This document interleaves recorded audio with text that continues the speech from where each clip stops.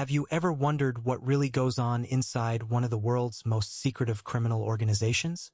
When you think of the Yakuza, images of chaos, violence, and ruthless brutality might come to mind. But what if I told you that what you've heard is only half the story? What if the truth behind the crimes committed by the Yakuza was something far more calculated, disciplined, and silent than anyone could imagine? What you're about to discover might surprise you. I speak to you now as someone who lived that life, a former member of the Yakuza, someone who has seen firsthand how this organization operates beneath the surface. Contrary to popular belief, violence was rarely the driving force. The Yakuza was never about creating fear through chaos or loud displays of power. Instead, it was about control, patience, and disappearing without a trace. The real art wasn't in the crime itself, but in what happened afterward. Have you ever been through this before? Perhaps in a different context or with other people, but the idea of vanishing completely after crossing a line is a powerful, terrifying concept.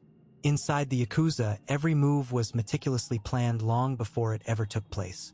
Robberies, assassinations, none of these were spontaneous acts of aggression.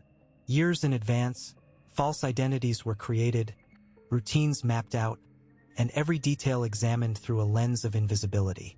The key question wasn't, how do we get away with this? But rather, who will disappear afterward? Attention was the enemy. Being noticed was dangerous. Being remembered was worse. The objective wasn't to be feared loudly, but to be forgotten quietly. You might imagine the Yakuza as a band of outlaws tearing through the streets, but the reality was far more subtle.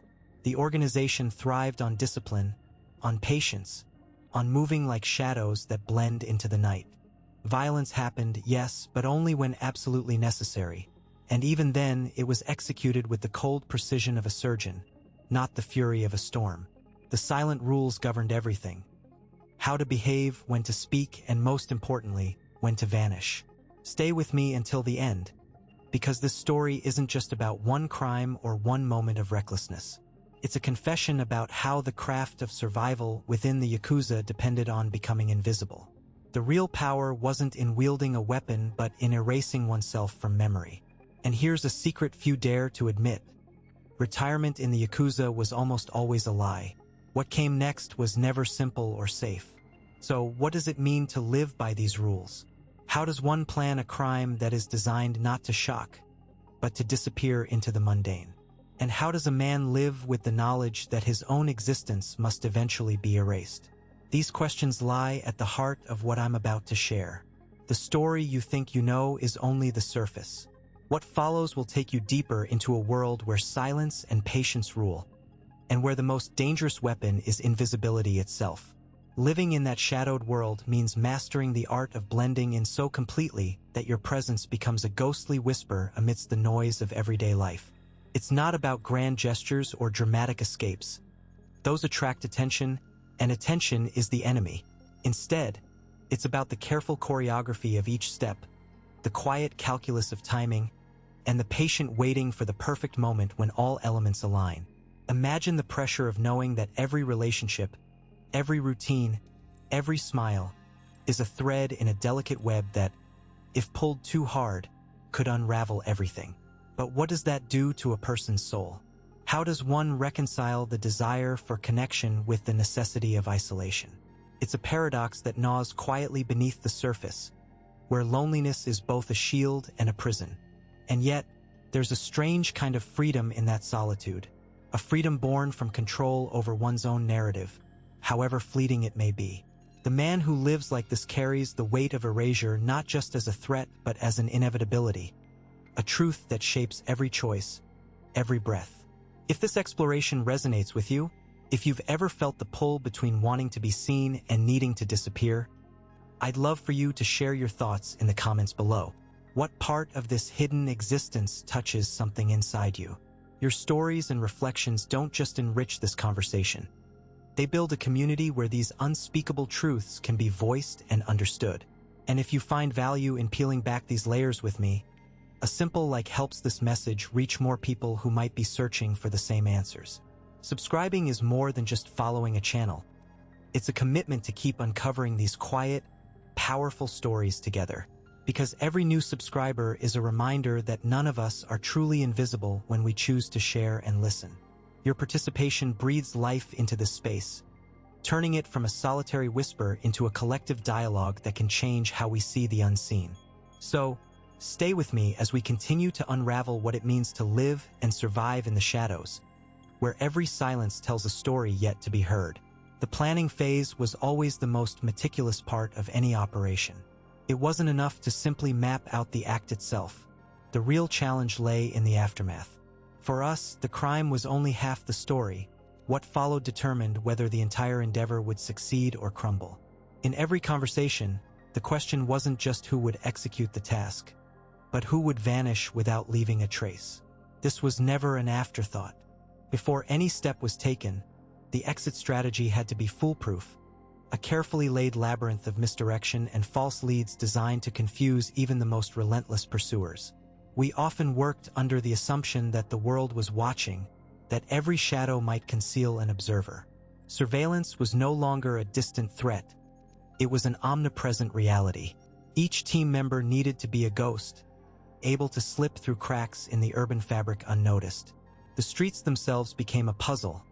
Every alley, every side door, every forgotten subway entrance was accounted for in our mental maps.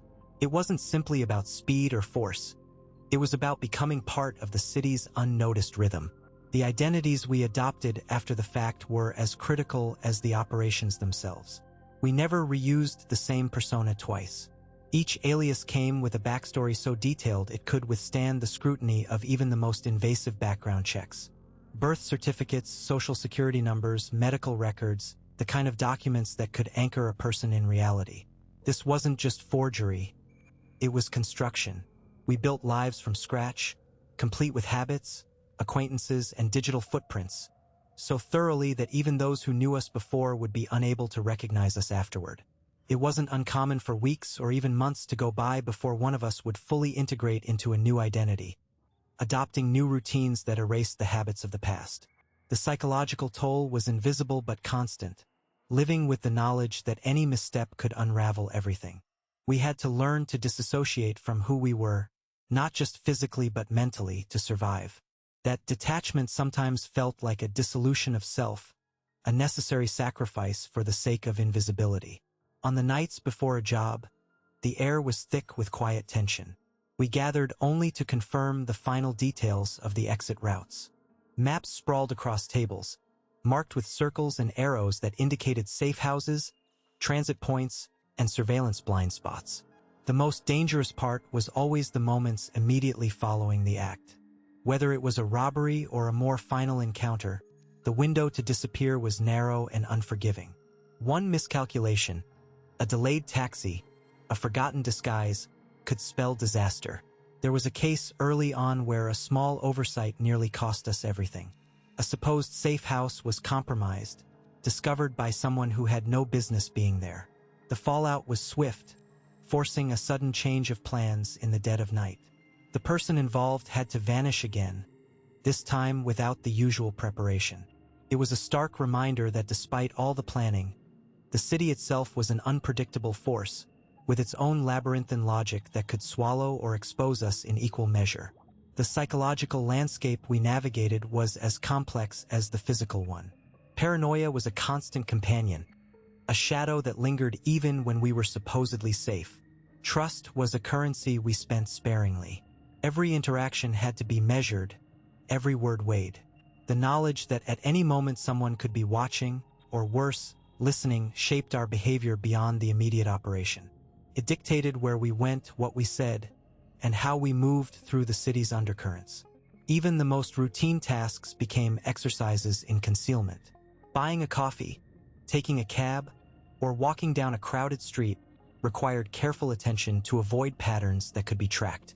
The city's surveillance networks, cameras, license plate readers, facial recognition, were no longer just elements of dystopian fiction but active threats. We had to think like shadows, slipping between the cracks of technology and human observation alike. This constant tension was exhausting, but it was the price of survival. Our rule was clear, non-negotiable. If we couldn't disappear afterward, the operation was off the table. No exceptions. It wasn't a matter of morality or bravado but of pragmatism. Every move was calculated to ensure that when the dust settled, we would be ghosts once more, untraceable and untouchable. Right below, I'm on this journey too. Long before any of the operations took shape, the identities used were crafted with painstaking patience. These were not hastily assembled disguises slapped together the night before a job. Instead, they were layered constructions built over months and sometimes years. A rented apartment in a quiet neighborhood, a part-time job at a local hardware store, even minor traffic tickets. All these small, seemingly inconsequential details were woven into the fabric of a persona until it could withstand casual scrutiny. When law enforcement or a curious neighbor glanced in from the outside, everything appeared consistent, mundane. No immediate red flags, no glaring inconsistencies. The identity was, for all intents and purposes, real. The process demanded a level of foresight that few outside these circles could appreciate. Securing a legal job wasn't about the paycheck but about creating a paper trail. Pay stubs, tax documents, coworker interactions, each element added a layer of authenticity. The rented apartment wasn't just a hideout. It was a home, where bills arrived in the mail and neighbors occasionally exchanged pleasantries. Even the small infractions, like a parking ticket or a complaint about noise, were sometimes deliberately registered. These minor blemishes on an otherwise clean record created a profile that law enforcement databases would recognize as typical, human, real. The tension in maintaining these facades was constant. One slip-up, a misspoken detail, an overlooked appointment, or an unexpected inquiry could unravel years of careful preparation.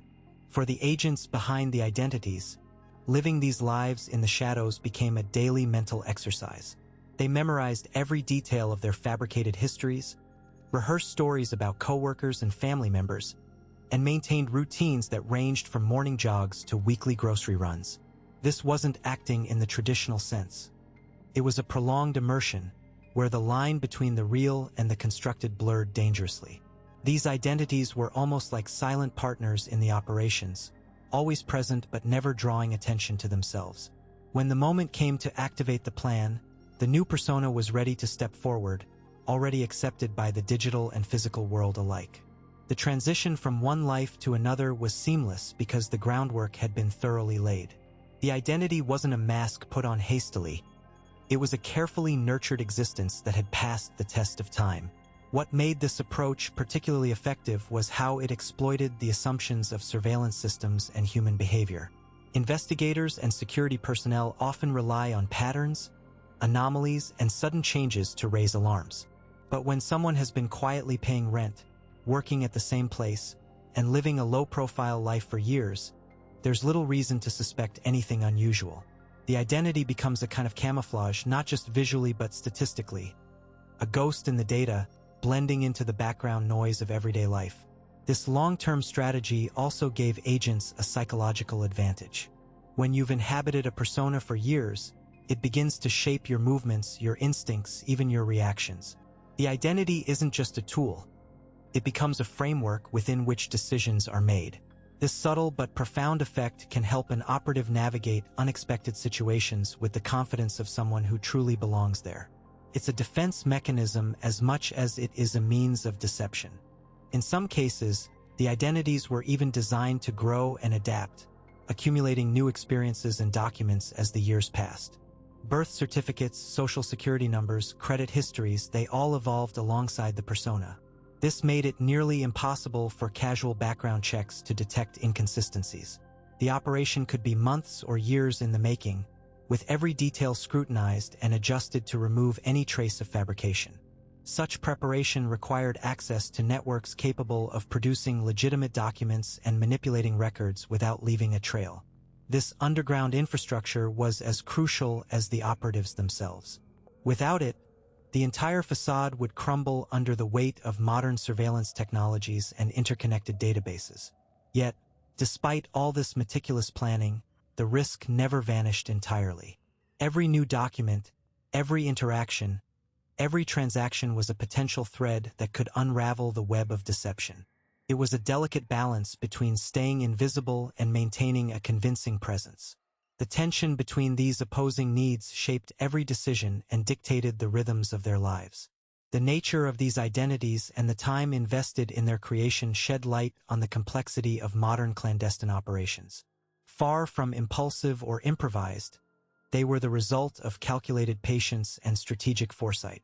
Understanding this aspect reveals not just the mechanics behind the missions, but the psychological and logistical depth involved in disappearing in plain sight. Right below, I'm on this journey too. The peculiarity of these operations lay precisely in their invisibility. The Yakuza's approach to robbery was not about the theatrical. No masks, no brandishing of weapons, no loud demands or chaotic scenes that might draw attention. Instead, they adopted a strategy that resembled everyday interactions, a seamless insertion into the fabric of urban life. Each act was choreographed to appear mundane, almost banal, as if the individuals involved were merely part of the daily rhythm of the city, delivering packages, conducting routine maintenance, or managing paperwork behind a counter. This deliberate ordinariness was their shield. Imagine a scene where someone walks into a small business carrying a clipboard, dressed in a uniform that blends with the staff, speaking in calm, measured tones. There is no sudden outburst, no visible threat, just the quiet efficiency of someone performing a task that belongs to the environment. The subtlety extended to their choice of tools. If weapons were present, they remained concealed, tucked away to avoid alarming witnesses. The intent was never to provoke chaos or panic, but to complete the objective with the minimum disturbance possible. The psychological effect of this method was profound. In a cityscape brimming with noise and movement, such encounters could easily be dismissed as routine or mistaken for legitimate transactions. Eyewitnesses rarely recorded detailed memories because nothing about the event demanded their attention in a way that broke the pattern of normalcy. When a robbery was memorable, when it stood out as an anomaly, it was considered a failure by those who orchestrated it. Success was measured in the absence of incident reports, in the lack of police presence, and in the quiet transfer of goods or cash without a ripple in the surface of everyday life. This approach also exploited the human tendency to overlook what seems ordinary. Surveillance footage, if it existed, showed nothing more than a person going about their work, and even when questioned, employees or customers could rarely articulate anything unusual. The criminals' integration into the environment was so complete that they became part of the background, like a shadow cast by the city's constant motion. This invisibility was a form of control, a way to manipulate perception and ensure that the operation remained undetected long after it was completed. Behind this facade of calm was meticulous planning. The timing of each act was chosen to coincide with moments when attention was naturally dispersed, during shift changes, delivery windows, or quiet hours when staff were occupied with non-customer-facing tasks. The locations selected were familiar, often places where the perpetrators had previously established relationships or understood the flow of activity thoroughly. This deep knowledge of the target environment allowed them to anticipate reactions, avoid unexpected obstacles, and execute the operation with precision. Moreover, the absence of overt aggression reduced the likelihood of violent escalation. No dramatic showdowns meant fewer variables to manage and a decreased risk of attracting law enforcement. The criminals maintained control not by force but by the power of subtlety.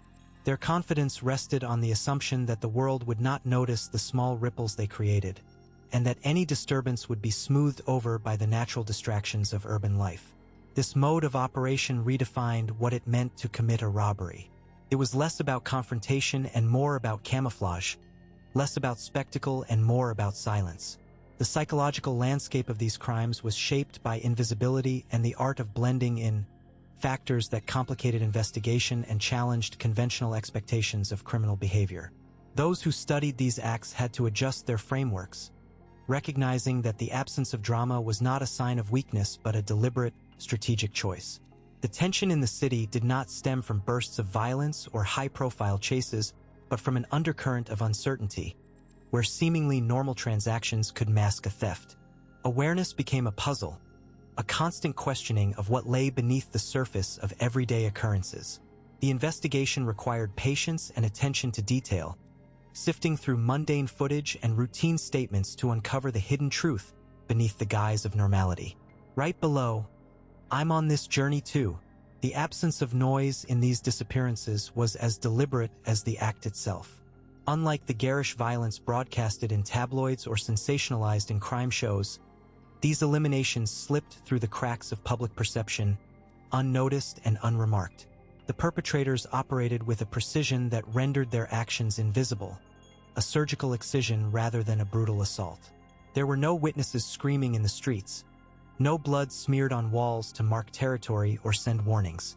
The silence was not merely a byproduct but a tool, a calculated strategy to prevent curiosity from spiraling into scrutiny. In the complex web of urban life, where millions cross paths and stories intertwine, such quiet removals defied the usual patterns of human behavior.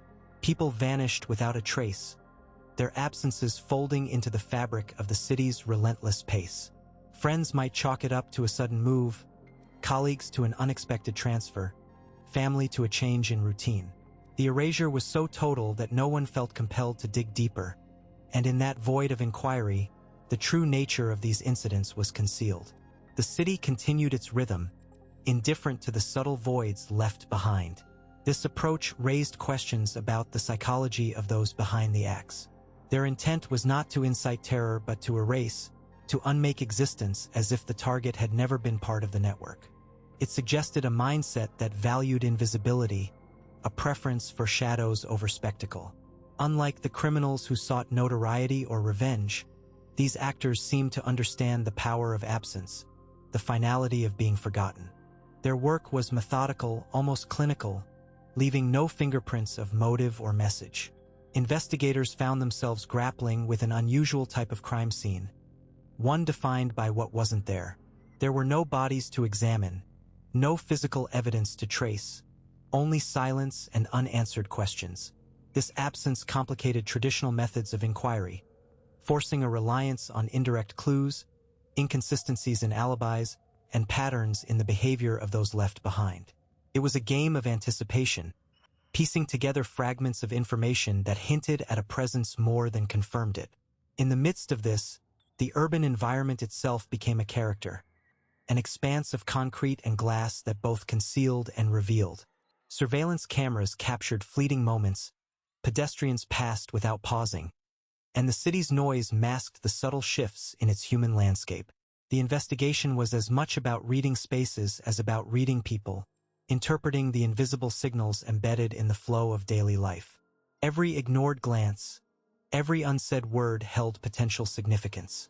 The psychological toll on those involved was palpable. The weight of not knowing, the pressure of filling gaps with hypotheses rather than facts, created an atmosphere thick with tension. Each discovery was tinged with uncertainty, and each dead end deepened the sense of being ensnared in a puzzle with no solution. Yet, the persistence to unravel these silent disappearances persisted, fueled by the understanding that beneath the city's apparent normality lay currents of control and erasure.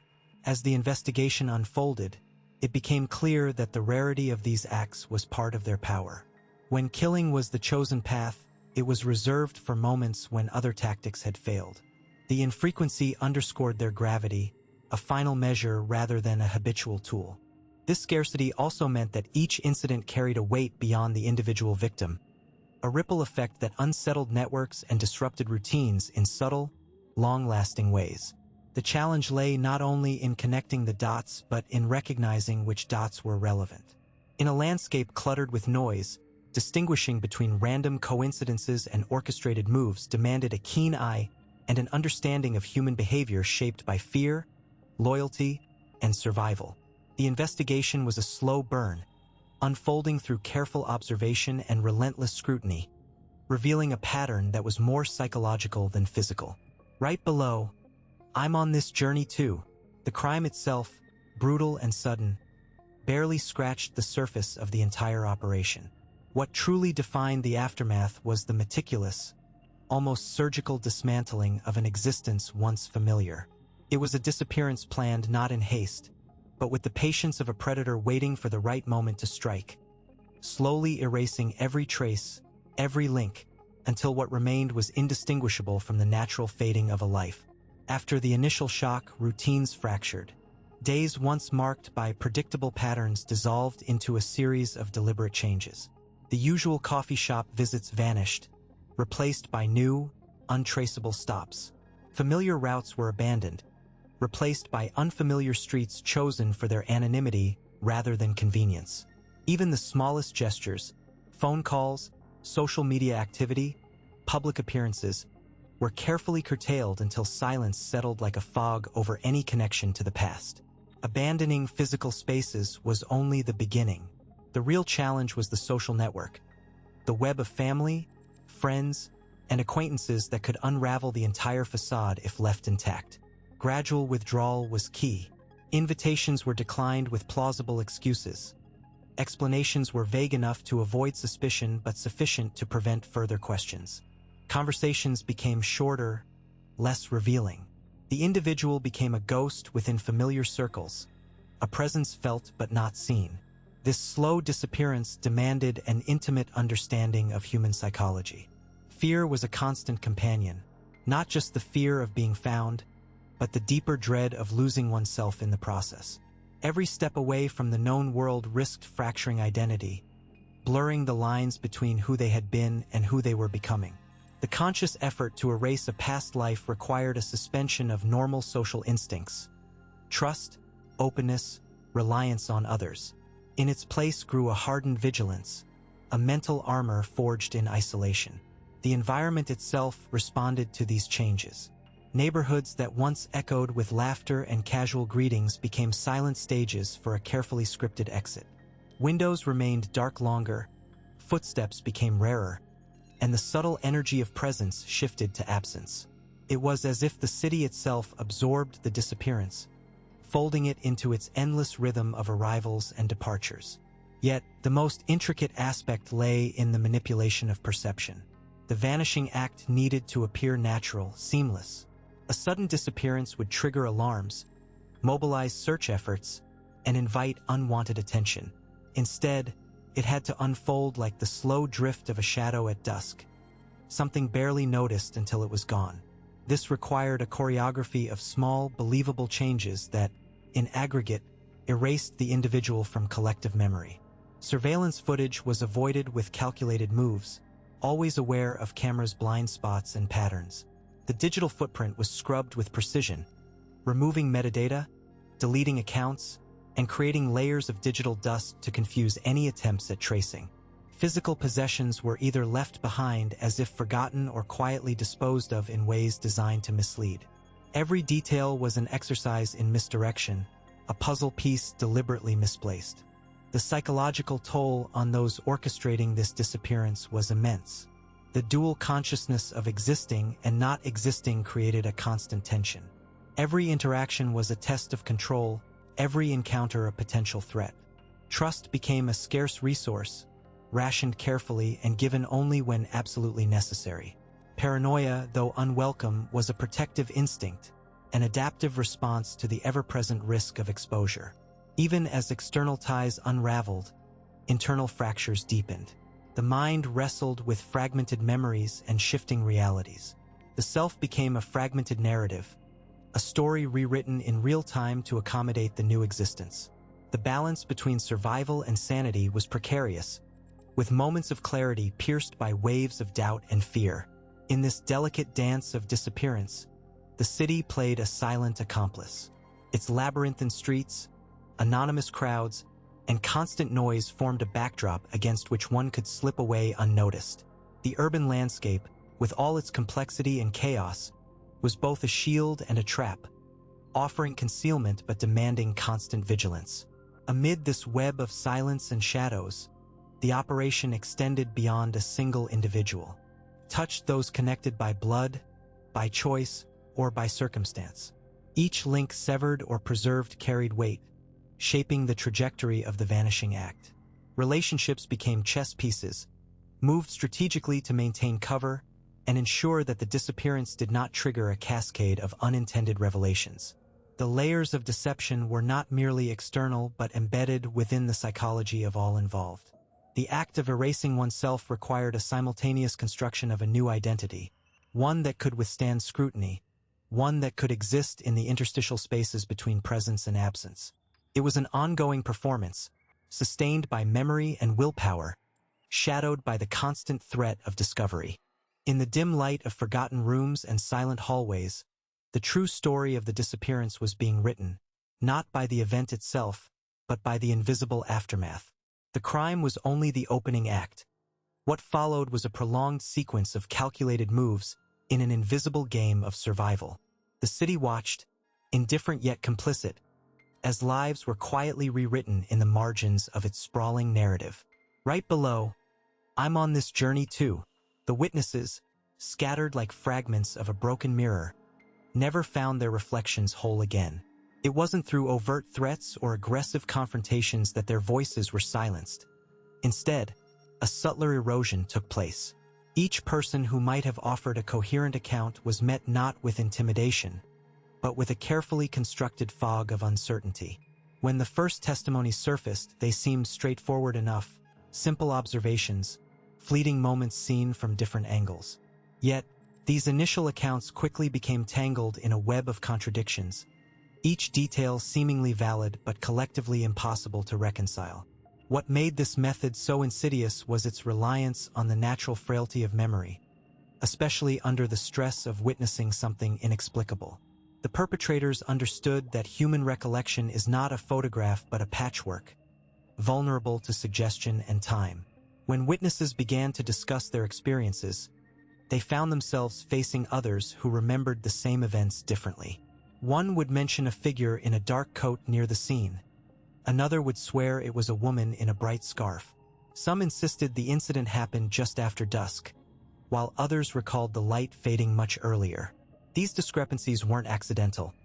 They were seeded, nurtured by a continuous drip of alternative narratives that seeped into conversations, media reports, and casual remarks. Ordinary explanations were introduced with the precision of a surgeon's scalpel. A misplaced shadow, a trick of the streetlights, a passing truck's rumble, each plausible in isolation, enough to make the extraordinary seem mundane. The city's own noise and chaos became accomplices in this campaign, providing perfect cover for confusion to thrive.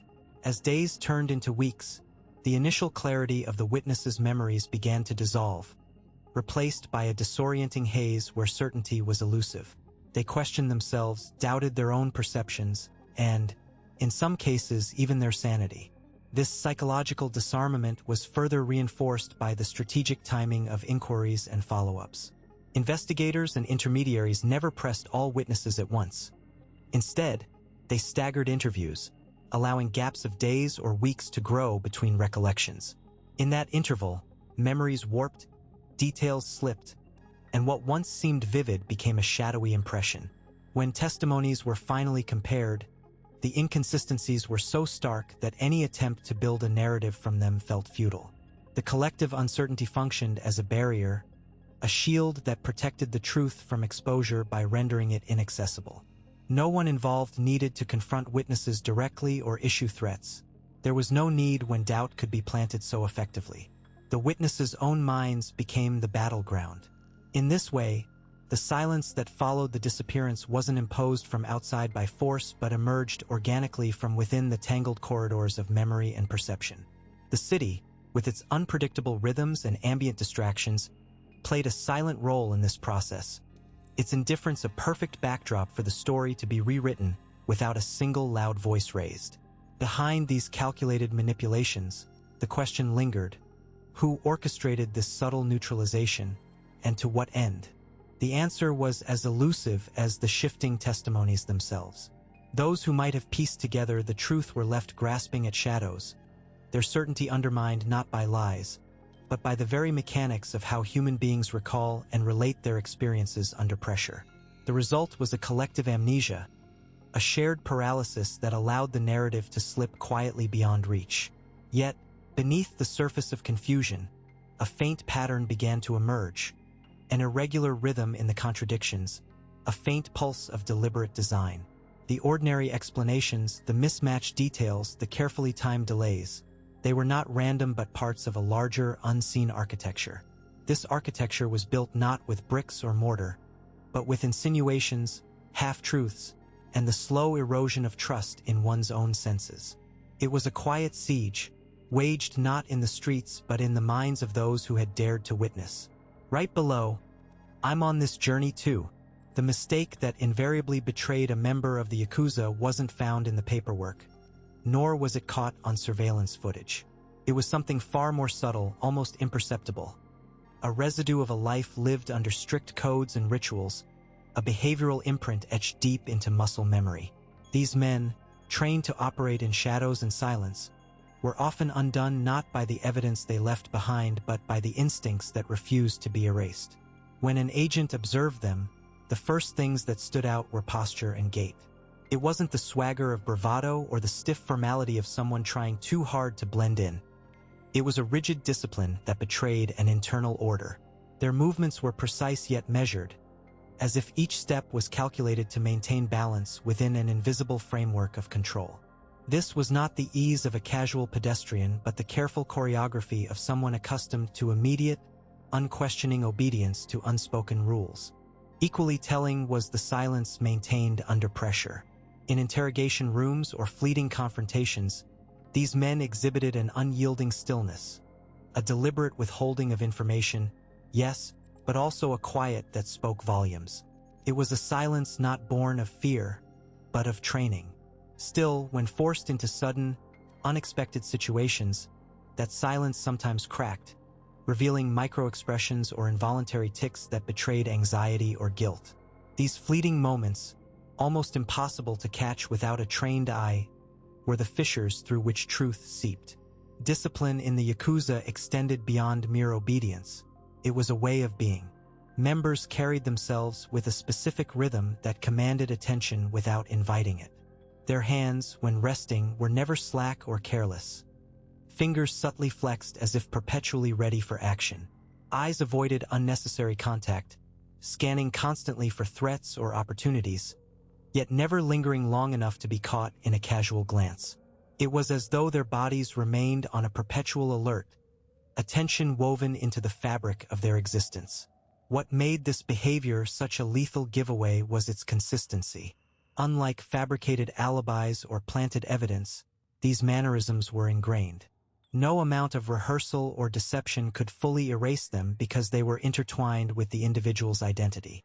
Agents trained to detect these signs became adept at reading the unspoken language of posture and silence, the invisible signals that no camera could capture and no document could reveal.